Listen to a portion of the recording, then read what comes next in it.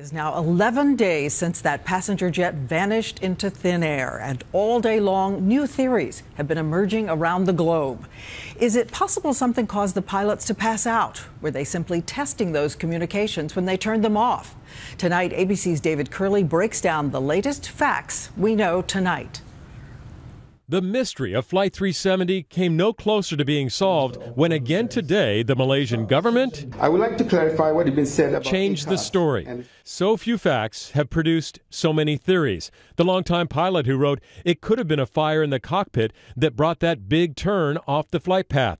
But U.S. sources say they remain focused on what appears to be a deliberate act, and it is all because of the tidbits of information we do have.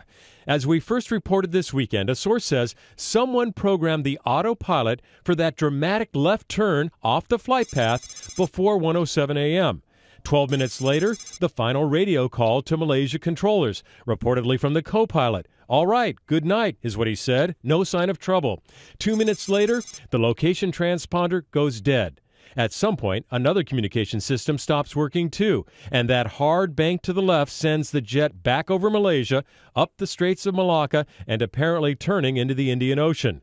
The shutdown of those systems, all those turns, tell investigators someone was at the controls who wanted to disappear. But even that is not a complete timeline 11 days in. 11 frustrating days of conflicting and confusing information from Malaysian government officials. Example, a critical piece of information on when a communication system, ACARS, shut down.